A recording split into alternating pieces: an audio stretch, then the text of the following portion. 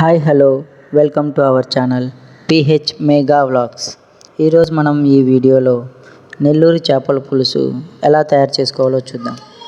ముందుగా ఒక చిన్న బౌల్లో కొంచెం చింతపండు నానబెట్టుకోవాలి. ఆ తర్వాత ఒక టమోటా, ఉల్లిపాయ, ఎండు కొబ్బరి, అల్లం, చిన్నుల్లిపాయలు ఇవన్నీ కలిపి మిక్సీకి పట్టుకోవాలి.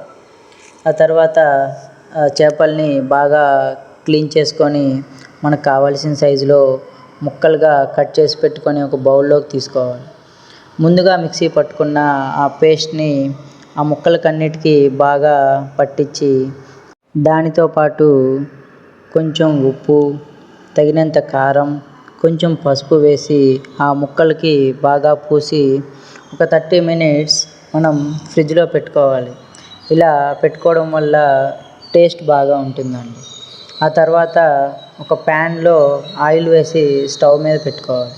ఆయిల్ హీట్ అయ్యాక కొంచెం పసుపు, కొద్దిగా కారం, పచ్చిమిర్చి ముక్కలు 2 సన్న ముక్కలుగా తరిగి బాగా వేగనివ్వాలి.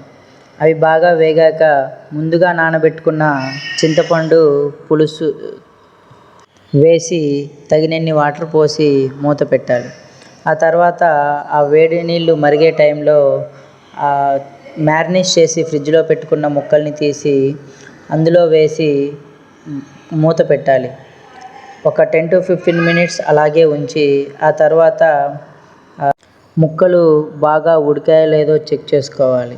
అలాగని బాగా కలబెట్టద్దండి, ముక్కలు చెదిరిపోతాయి. మనకి ముక్క బాగా ఉడికింది అన్న టైంలో కొంచెం ధనియాల పొడి వేసి మూత పెట్టాలి. కాసేపు ఆగిన తర్వాత ఆ ముక్కల్లో ఉన్న నీళ్ళు ఎగిరిపోయే టైంలో ఒక నిమ్మకాయని సగం చేసి పిండుకొని స్టవ్ ఆఫ్ చేసేయాలి.